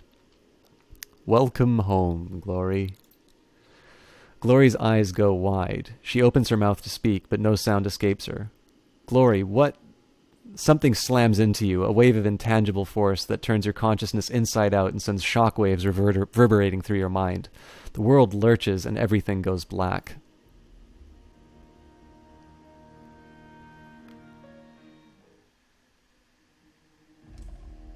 Slowly you begin to stir. Murky, flickering impressions invade the oily stillness of your unconscious mind. The sensations come in waves, washing over you and jerking you back towards consciousness. You smell acrid smoke and burning meat. The roar of distant flames whispers in your ears. When your eyes flutter open, a dull red glare fills your vision. As you attempt to struggle to your feet, you become dimly aware that the gravity here feels wrong. Everything is heavier than it should be. Slowly, the waves grow still and your senses calm. You find yourself staring into an infinite horizon. The blasted ruins of Forstellar stretch out in all directions, as far as the eye can see. Holy shit! Warily, she surveys your surroundings. I'd say that's an understatement. Where the hell are we? I can't say for certain, but there's one thing I am sure of. Wherever this place is, the adversary holds sway here. So this place, wherever it is where we're going to find the spirit, right? Yes, it'll be here, somewhere. It's a nice level design, though. I saw a screenshot of this, and I was really wondering, like, what it was supposed to be, but it's kind of cool that they have... I know the end of the original one had a... kind of a magic-oriented environment, but I think this one's a little more appealing. Alright, this will be interesting. And I'm very grateful that that missed. Do I run to cover or not? Yeah, I kind of have to.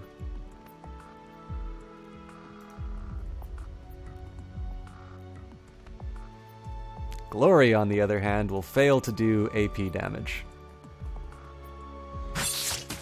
See, every time I bash her, she gets it, so... Uh-oh.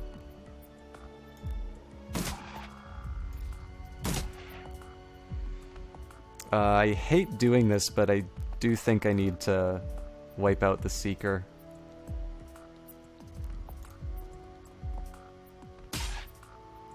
Are you serious? Okay. I'm actually going to risk it once more, because I really don't want that, whatever the hell it is, hitting on Minerva.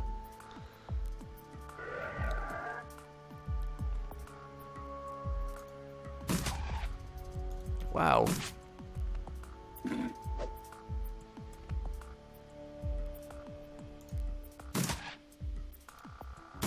This is actually not as bad as I thought it was going to be.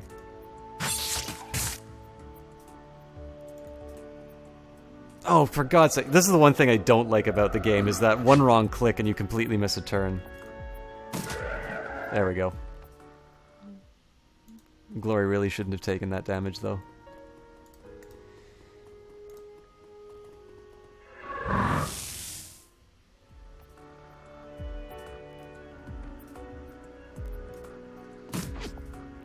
Probably should have taken cover first.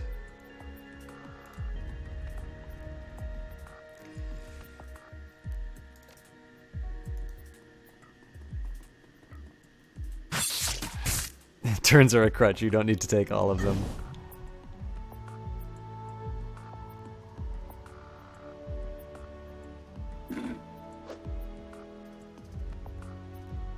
Okay, well, the nice thing is that they're all going after Glory. And it looks like my AK is actually doing some fairly decent damage here, so the one thing I'm worried about is this Mauler, which can disable Glory's... it can do AP damage to her, so I think I'm just going to do the bleed and the arm. I'll start with the armor hit, and then I'll do the bleed on the... Oh, that takes 2, alright.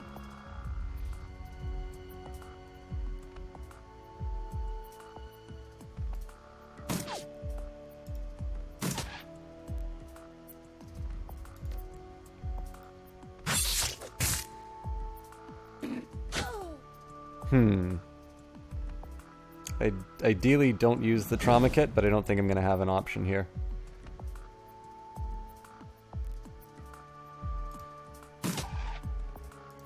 I'm definitely not going to use Minerva to get a trauma kit on her.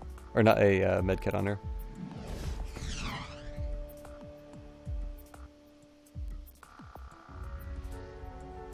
Okay.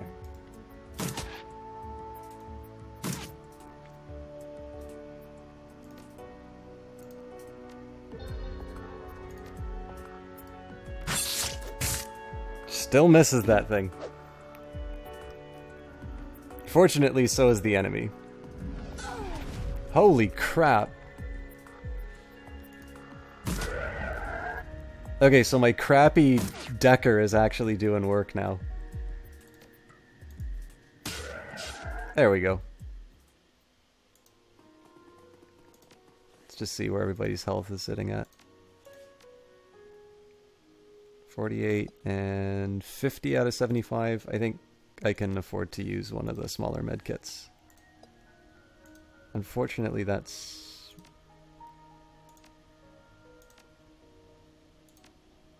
Yeah, okay, that was worth it.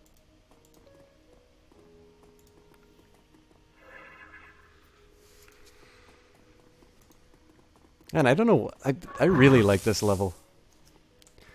The thing hovering before you is hideous. Its broad chest is jacketed in scale-like patches of burning coal, and its many sets of antlers shimmer with heat. It smells like a barn fire, wood smoke, burning fur, and blackening bodies. The spirit inclines its head towards Glory and spreads its arms in welcome. Glory, welcome, child. It speaks with a chorus of clear, lilting voices. You don't hear them so much as feel them. The sensation is strange, like hundreds of butterflies fluttering in your chest. What a pleasure it is to see you again. This is where I wish I had some kind of voice modulation like Weebro. I know exactly how I would, how I'd adjust it for this. Glory steps forward, trepidation on her face. Standing before the towering form of the spirit, she looks frail and small. She takes a deep breath, steels herself, and speaks. I know what you were, spirit, before the adversary twisted you, before Harrow bound you to this rock. She drops a hand to the satchel at her side. I can help you be that again. All that you need to do is let me. The spirit chuckles, a strained warbling sound that sends a shiver down your spine. We are not in need of help. We are a great master's servants, just as Harrow is, just as you are despite your misguided attempts to cut away his love from your heart.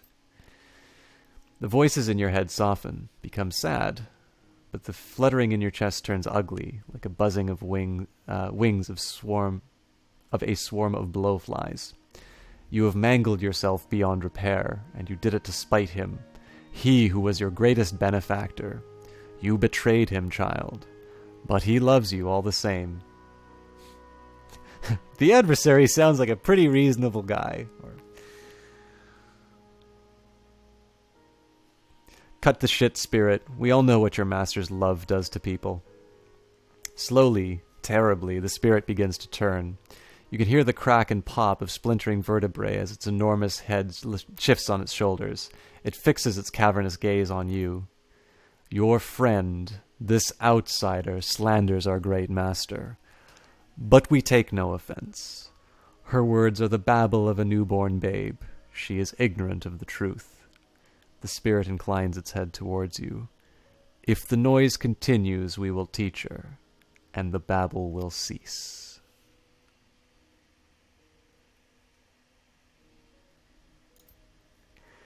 Yeah, I love I love the joke responses too. Glory shoots you a sidelong glance. She mouths out a word. Don't. I have a message for you from our great master. He has a gift for you, a peace offering, one that he offers freely, a sign of his continued affection for you. He knows that you desire his servant's destruction. As a symbol of his love, he will grant you the power to bring an end to Harrow. He knows that you wish to free the children of Forrestal. As a sign of his compassion, he will help you set them free. You can have everything you want, child. All this and more. Remain silent. That's a nice pitch, spirit, but you neglected to mention the price. The spirit leans toward her, clasping its hands. This will cost you nothing. A simple gesture. A trifle. A show of good faith. If you demonstrate your love for him, he will reward you beyond your wildest dreams. Remove the protective ward from your neck, and his gift is yours for the taking. Yours forevermore.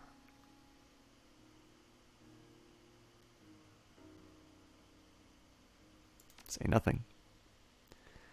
Glory cranes her neck to look up at the reeking, cadaverous thing that looms over her. I had my own limbs hacked off to get away from the adversary. I paid someone to do it. That's how badly I wanted to get free of your great master. If your offer is as pathetic as it was predictable, to be frank, I'm disappointed in you. The barnfire stench of the spirit thickens, and its antlers glow white. The heat radiating from this thing is like an oven, a kiln, a blast furnace.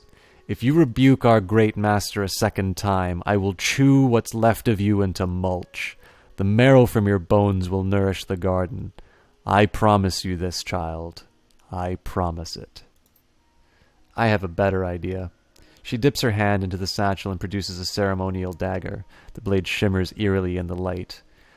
We're going to purify you, spirit, and after we're finished, you'll help us rescue those kids. The spirit cackles. Very well, child. If pain is what you seek, we will bring it to you. Beneath its leathery skin, the thing's bones begin to shift, straining against the ligaments and tendons that bind them. A hideous crackling sound fills the air as its skeleton splinters and pops. As you watch the spirit's body begin to rupture, great lesions open in the creature's chest and back. Its ribcage cracks like from some horrible internal pressure. Spirit's chest heaves, and a foul liquid pours from the rips in its flesh. A flash of light stabs your eyes, and when your vision clears, you see 3 identical spirits floating before you. Death comes in many forms, child. The fluttering sensation in your chest grows into a rasping pain that steals your breath from your lungs. It feels like you're being eaten alive. Yours will be swift and brutal. Roll for initiative. I'd love to throw a grenade, but it won't let me. Oh, okay, piece of cake.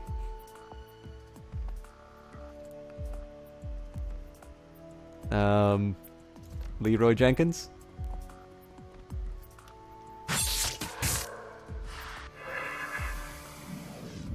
Wow.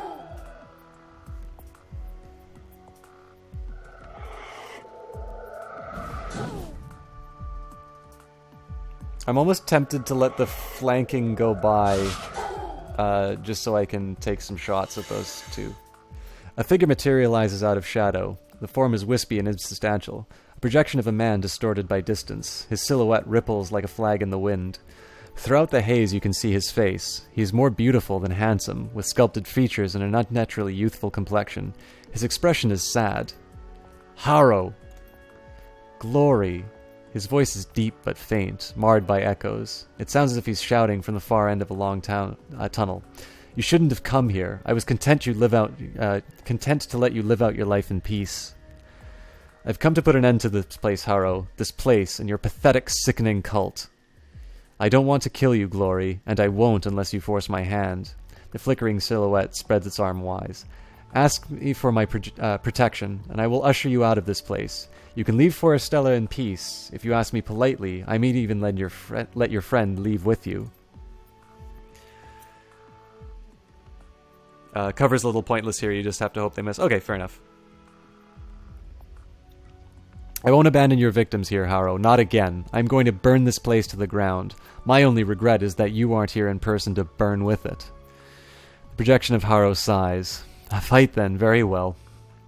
The air around him begins to pulse with scintillating bursts of colors. His rippling transparent form glows with heat from within. You brought this upon yourself.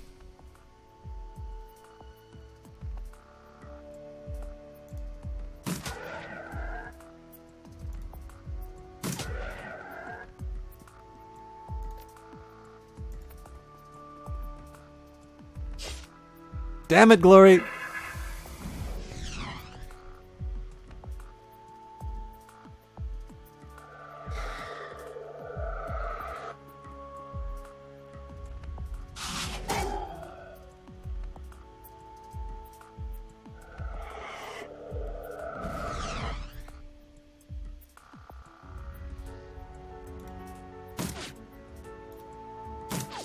Well...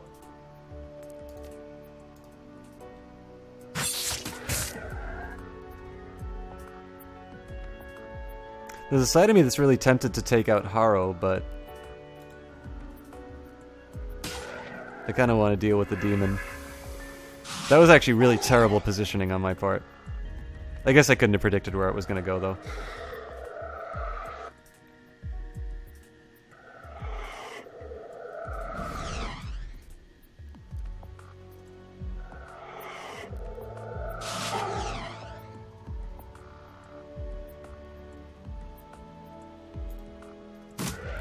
Just deal with the immediate threats.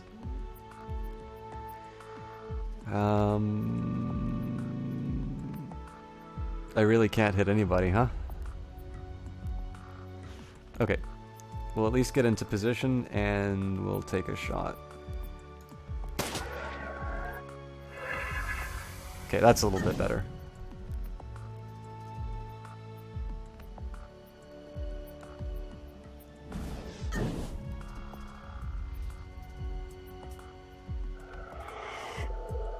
I don't know if the clones are fake shots, but I don't know, we'll find out. I'm a little tempted to use a health kit, but I think I'll just try and take advantage of the action points. I'm actually going to get Glory to hit that thing.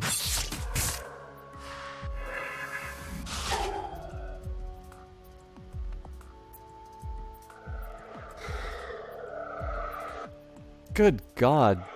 Okay, I think I have to take out Harrow, because this thing's back to full health, it looks like. I think I probably just screwed myself for this.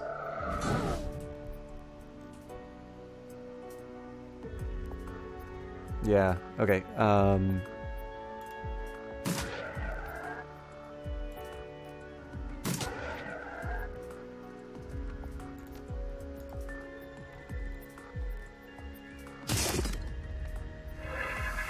that probably felt good for Glory. Oh God, it's back to full health. Why?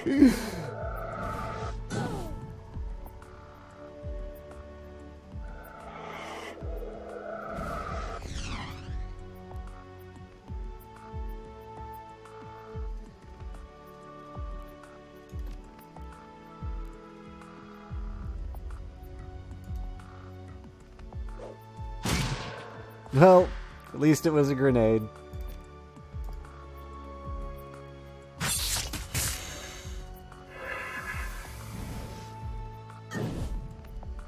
Okay, so I gotta use a med... Well, I think I might be able to get by without one more med kit. I think Minerva's probably gonna have to heal up, though.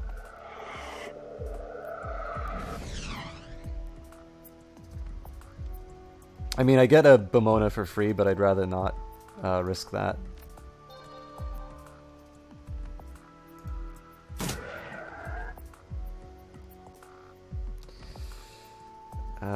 Yeah, I think I should just heal up Glory.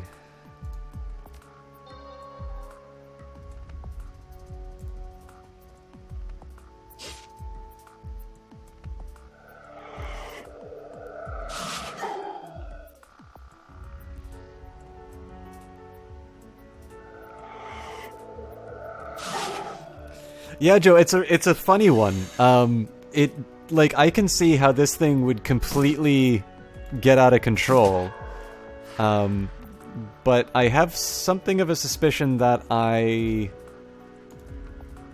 think I caught the fact that this thing was getting healed up early enough that it won't completely kill me. Oh god, he's back.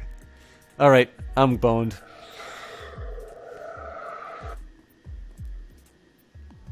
I don't even know how to deal with him. Like, I don't think I can do a full 15... I don't think I can quite negate the healing that he does. So maybe I'll just get Minerva to... I think I'll get Minerva to focus Harrow. And do no damage. And Glory will basically just pull out as much damage as she possibly can on the creature. I'm pretty sure I'm gonna have to restart this one, though.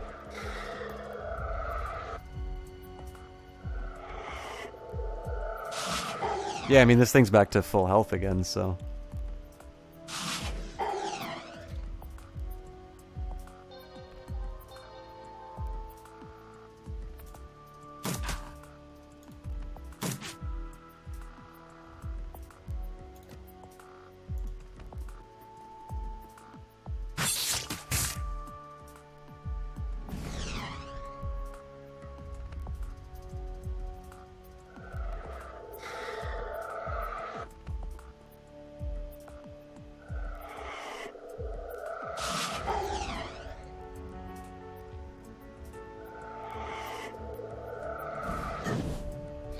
I mean, the other strategy I could maybe try is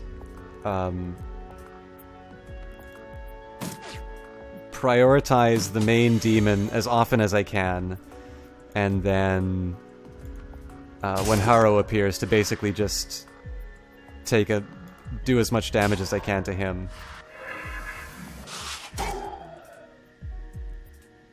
But now it looks like, I mean, Harrow's gone and we're actually doing some fairly decent damage to it, so I honestly don't know where I stand on this fight anymore, so...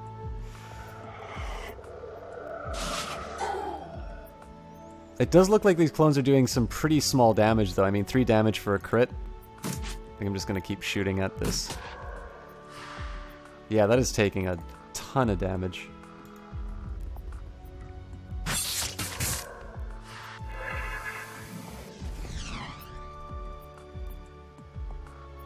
It's game over for Glory, though, if they get another good shot on him. Or her. It's a neat fight, though. Like, this is...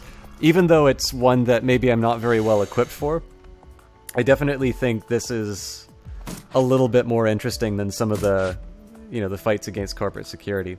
So what I would actually normally do in this case, I'd use the compound attack on Harrow, because as soon as he puts that healing spell on the Heart of the Forestell, I'm done. Oh, you know what I can do, though? I use the flashbang.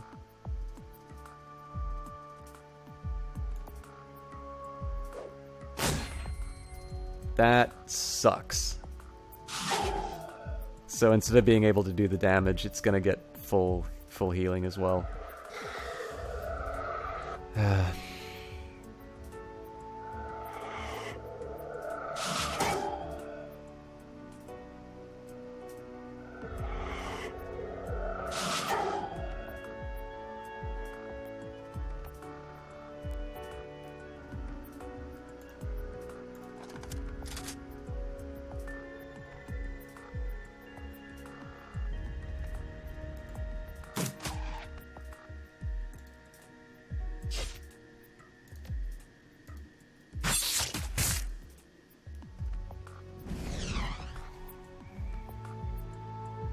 You did beat it one shot? Yeah. I think it's winnable. I think I've spent a little too much time learning how it works. I'm just bad. We'll call it what it is. But yeah, I mean, I'm definitely on your side about saying that you can ignore the clones. Harrow, I think you kind of have to learn to deal with, but...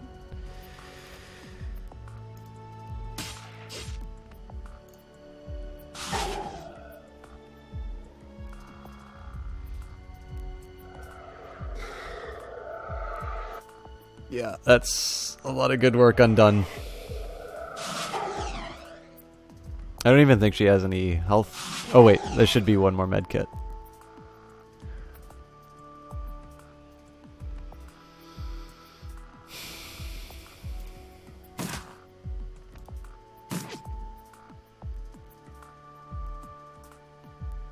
Oh man, I should have used the adrenaline pump.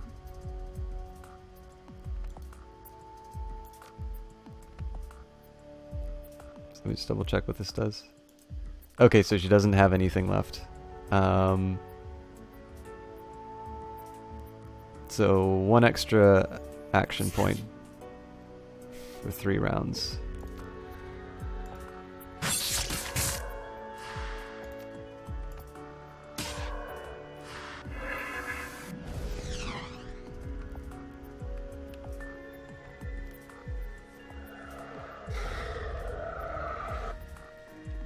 So I think as long as I can take out Harrow... Ooh. As long as I can take out Harrow in time, I should be okay. But that's a pretty big if.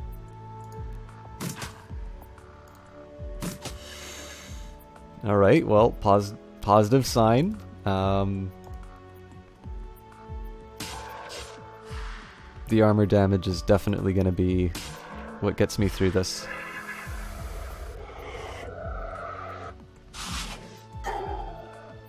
Oh. Don't you dare die on me.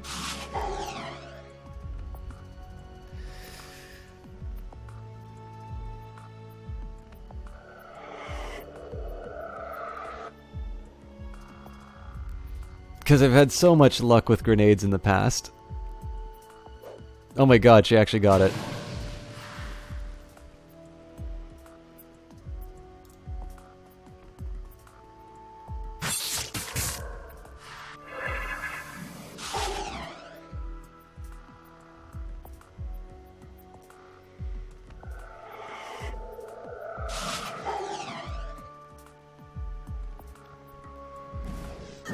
If Harrow shows up, I'm gonna cry. Why? Okay, I'm gonna deal with the ones across the room. Glory, this is your time to shine.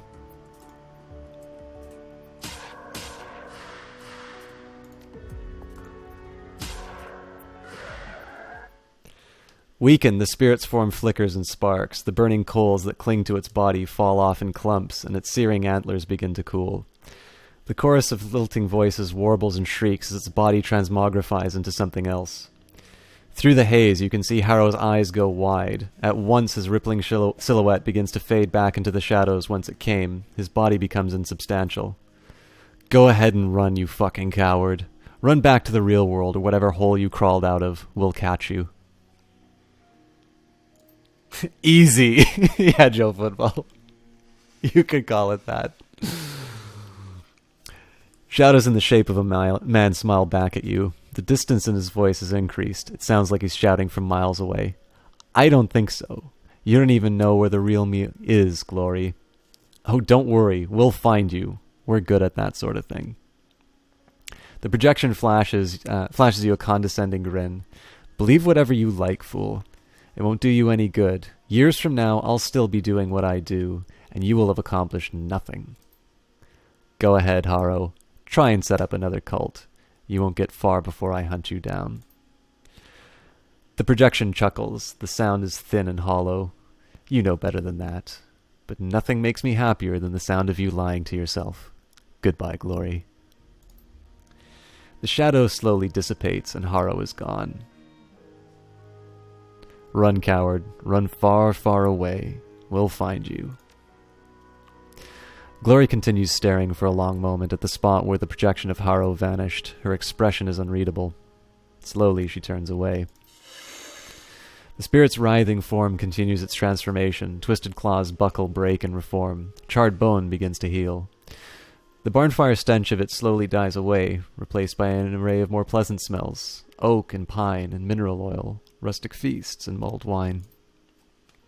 As it cools, the spirit raises its head. Its body is shaky as a newborn foal's. What has happened to us? What have we done?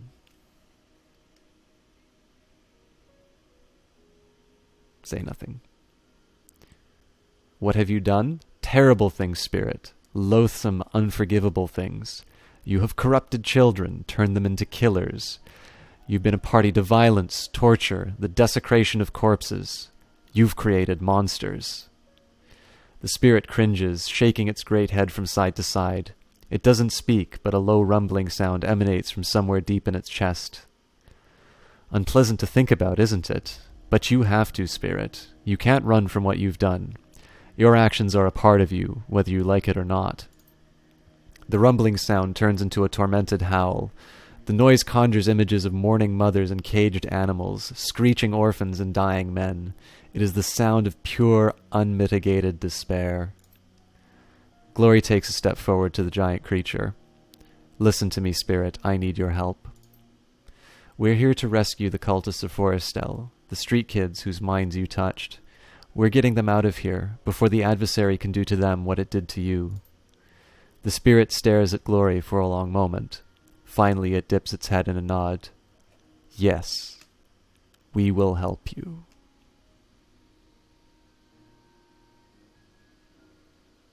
There's no time like the present. Get to it. We have already done so. The cultists of Forestel are themselves again. The spirit bows its head. We wish to do no more. We have much to atone for, as you said.